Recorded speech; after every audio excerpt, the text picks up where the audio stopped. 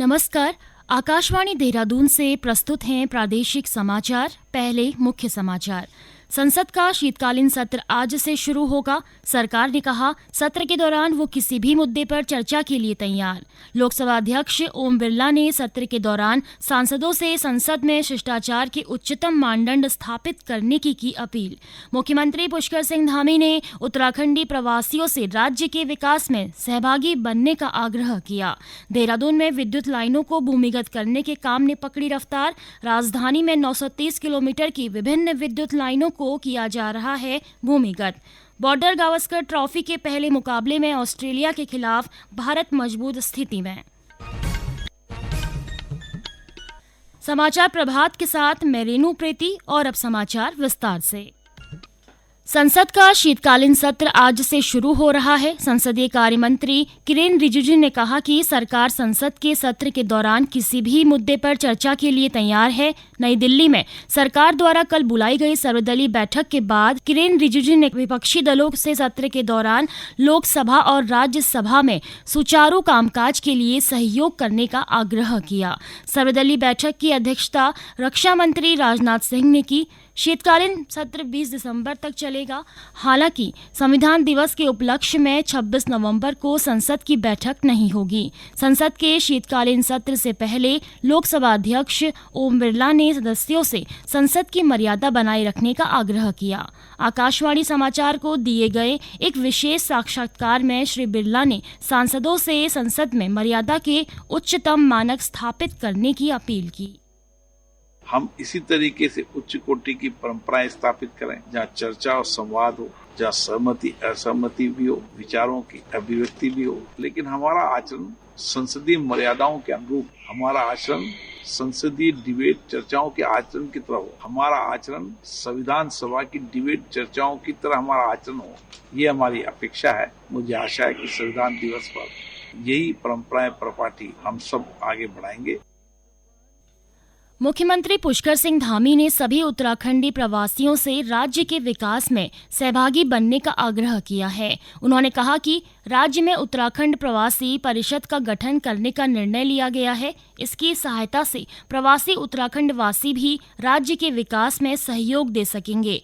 मुख्यमंत्री नई दिल्ली के प्रगति मैदान में आयोजित 43वें भारत अंतर्राष्ट्रीय व्यापार मेले में उत्तराखंड दिवस समारोह को संबोधित कर रहे थे। इस अवसर पर मुख्यमंत्री ने कहा कि उत्तराखंड के लोग कहीं भी चले जाएं, वे अपनी संस्कृति, लोक परंपरा, खान पान और अपनत्व की भावना को हमेशा जीवित रखते हैं। उन्होंने कहा कि ये अंतर्राष्ट्रीय मेला राज्य की संस्कृति, हस्तशिल्प और समृद्ध विरासत को वैश्विक मंच पर लाने का मौका देता है। मेले में लगे विभिन्न स्टॉलों में राज्य के बेहतरीन उत्पादों को लाया गया है। उत्तरकाशी की जिला योजना में इस बार ग्रामीण क्षेत्रों की सड़कों को सुधारने के साथ ही शिक्षा और स्वास्थ्य व्यवस्था के सुदृढ़ीकरण तथा नगरीय क्षेत्रों की पेयजल समस्या के समाधान को प्राथमिकता दी गई है। इस बार की जिला योजना में संतुलित और टिकाऊ विकास के लिए बड़े विकास कार्यों को प्रमुखता देते हुए दीर्घकालीन महत्व की योजनाओं पर विशेष ध्यान दिया गया है। इसके लिए विभिन्न विभागों की लगभग 300 कार्य योजनाओं को जिले के प्रभारी मंत्री प्रेमचंद्र अग्रवाल ने अंतिम रूप से अनुमोदित कर दिया गया है। श्री अग्रवाल ने कहा कि जिला योजना में आम लोगों की प्रबल आकांक्षाओं और संतुलित तथा समग्र विकास की आकांक्षाओं को पूरा करने में मदद मिलेगी। प्रभारी मंत्री ने अधिकारियों को जिला योजना के तहत अनुमोदित कार्य योजनाओं को तत्परता से धरातल पर उतारने की कार्यवाही सुनिश्चित करने के निर्देश देते हुए स्वीकृत कार्यों को गुणवत्ता और समयबद्धता से पूरा करने के निर्देश दिए हैं। गौरतलब है कि जुलाई माह में जिला योजना समिति की बैठक में विभिन्न विभागों की योजनाओं के लिए कुल 76 करोड़ 57 लाख का परिव्यय अनुमोदित किया गया था। ये परिव्यय पिछले वर्ष की तुलना में 8% अधिक है। पौड़ी गढ़वाल जिले में कोटद्वार, नजीमाबाद के बीच सुखरो नदी पर बने पुल का इन दिनों मरम्मत कार्य चल रहा है। इस कारण से ये पुल आज से एक सप्ताह तक वाहनों की आवाजाही के लिए बंद रहेगा। पुल से गुजरने वाले ट्रैफिक को डाइवर्ट किया जा रहा है। सुखरो पुल पर इन दिनों इंस्पेक्शन जॉइंट और बियरिंग रिप्लेसमेंट का कार्य चल रहा है। इस कारण पुल पर होने वाले वाहनों के आवागमन को कोड़िया चेक पोस्ट के निकट से डाइवर्ट करके तेलीपाड़ा होते समीरपुर की ओर भेजा जाएगा। देहरादून शहर में विद्युत लाइनों को भूमिगत करने के काम ने रफ्तार पकड़ ली है। यूपीसीएल द्वारा एडीबी परियोजना के तहत देहरादून शहर के मुख्य मार्गों की उपरिगामी विद्युत लाइनों को भूमिगत करने का कार्य तेजी से पूरा किया जा रहा है। वर्तमान में योजना के तहत राजधानी में 33 किलोवाट की लगभग 92 किलोमीटर, 11 किलोवाट की 230 किलोमीटर और लो टेंशन की 608 किलोमीटर लाइनों को भूमिगत किया जा रहा है। इसके लिए शहर को 3 लॉट में बांटा गया है और वर्तमान में सभी लॉट के सर्वे का काम पूरा होने के बाद विद्युत लाइनों को भूमिगत करने का काम चरणबद्ध तरीके से किया जा रहा है। गौरतलब है कि भूमिगत लाइनें बिछाने से बिजली आपूर्ति पर आंधी और तेज बारिश का प्रभाव कम होता है, जिससे आउटेज कम होते हैं और रखरखाव की लागत कम होती है। भूमिगत केबल्स को बेहतर इंसुलेशंस और कम प्रतिरोध के साथ डिजाइन किया जा सकता है, जिससे ओवरहेड लाइनों की तुलना में ऊर्जा हानियों को कम किया जा सकता है। साथ ही भूमिगत केबल्स के साथ बिजली के खतरों जैसे इलेक्ट्रोक्यूशन और गिरी हुई पावर लाइनों से होने वाली आग का जोखिम भी काफी कम हो जाता है। ये समाचार आकाशवाणी के देहरादून केंद्र से प्रसारित किए जा रहे हैं। ताज़ा समाचार के लिए आप हमारे सोशल मीडिया एक्स व Facebook page Akashvani news Uttarakhand को फॉलो कर सकते हैं। साथ ही ये समाचार हमारे YouTube channel Akashvani news Uttarakhand पर भी उपलब्ध हैं। बॉर्डर गावस्कर ट्रॉफी के पहले मुकाबले में ऑस्ट्रेलिया के खिलाफ भारत मजबूत स्थिति में है। तीसरे दिन का खेल समाप्त होने पर कल ऑस्ट्रेलिया के बाहर रन के स्कोर पर 3 खिलाड़ी आउट हो चुके हैं। ऑस्ट्रेलिया अभी भी भारत से 522 रनों से पीछे है। इससे पहले भारत ने दूसरी पारी में बेहतरीन खेल का प्रदर्शन करते हुए 487 रन पर पारी घोषित कर दी। यशस्वी जायसवाल को 161 रन की शानदार पारी खेली। विराट कोहली 100 रन पर नाबाद रहे। हरिद्वार जिले के मुस्ताफाबाद पदार्थों गुज्जर बस्ती क्षेत्र में फर्जी राशन कार्ड और मृत व्यक्तियों के नाम पर राशन बांटने वाले एक राशन डीलर का लाइसेंस निलंबित कर दिया गया है। विभिन्न स्तरों से शिकायत मिलने के बाद राशन डीलर के खिलाफ जांच की गई थी। जिला पूर्ति अधिकारी तेजबल सिंह ने जांच में दोषी मिलने पर राशन की दुकान निलंबित करने की सिफारिश की थी। कुमाऊं विश्वविद्यालय ने स्नातक, स्नातकोत्तर और व्यावसायिक पाठ्यक्रमों के विषम सेमेस्टरों की मुख्य, बैक और एक्स छात्रों की परीक्षा का कार्यक्रम विश्वविद्यालय की आधिकारिक वेबसाइट पर डाल दिया है। विश्वविद्यालय के कुलसचिव ने बताया कि उच्च न्यायालय के छात्र संघ चुनाव के संबंध में दिए जाने वाले निर्णयों और उत्तराखंड शासन से प्राप्त दिशा निर्देशों के सापेक्ष 29 नवंबर से शुरू होने वाली परीक्षाओं के कार्यक्रम में संशोधन किया जा सकता है।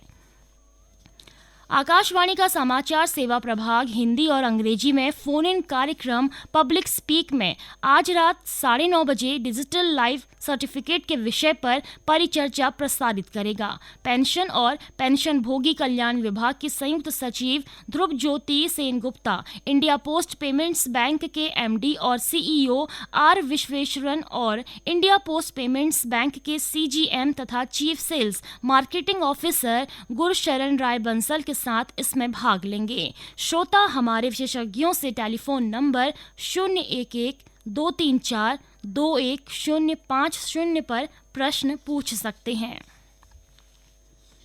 और अब एक नजर समाचार पत्र की सुर्खियों पर। आईपीएल नीलामी की खबरों को आज सभी समाचार पत्रों ने अपने पहले पृष्ठ पर स्थान दिया है। दैनिक जागरण लिखता है, पंत पर धनवर्षा, रिकॉर्ड 27 करोड़ रुपए में बिके। इसी खबर पर हिंदुस्तान समाचार पत्र की खबर है, आईपीएल इतिहास के सबसे महंगे खिलाड़ी बने ऋषभ पंत, श्रेयस अय्यर दूसरे सबसे महंगे खिलाड़ी।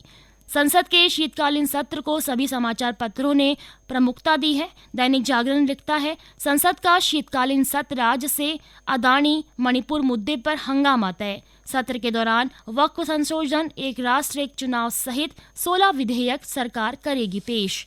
हिंदुस्तान समाचार ने एक समाचार को पहले पृष्ठ में विशेष स्थान देते हुए लिखा है, गंगा मैली हुई तो इंजीनियरों का वेतन रुकेगा। प्रदूषण नियंत्रण बोर्ड ने एसटीपी से निकलने वाले पानी को प्रदूषित बताया तो की गई सख्ती।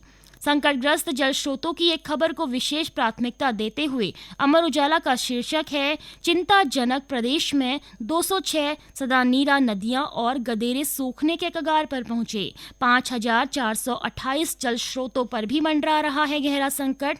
प्रकृति से छेड़छाड़ और जलवायु परिवर्तन बताई जा रही है वजह।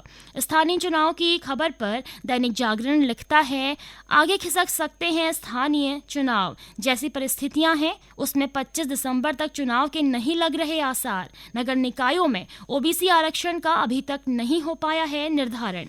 मन की बात कार्यक्रम में गौरैया संरक्षण के प्रधानमंत्री के आह्वान पर राष्ट्रीय सहारा लिखता है, हमें गौरैया को वापस लाना ही होगा। पीएम ने कहा, हर भाषा संस्कृति में गौरैया को लेकर किस्से कहानी सुनाई जाते हैं। अंत में मुख्य समाचार एक बार फिर। संसद का शीतकालीन सत्र आज से शुरू होगा। सरकार ने कहा, सत्र के दौरान वो किसी भी मुद्दे पर चर्चा के लिए तैयार।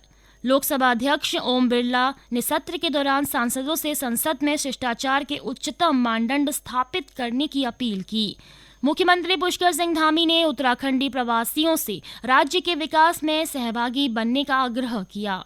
देहरादून में विद्युत लाइनों को भूमिगत करने के काम ने पकड़ी रफ्तार। राजधानी में 930 किलोमीटर की विभिन्न विद्युत लाइनों को किया जा रहा है भूमिगत। बॉर्डर गावस्कर ट्रॉफी के पहले मुकाबले में ऑस्ट्रेलिया के खिलाफ भारत मजबूत स्थिति में। इसके साथ ही प्रादेशिक समाचारों का ये बुलेटिन समाप्त हुआ। नमस्कार।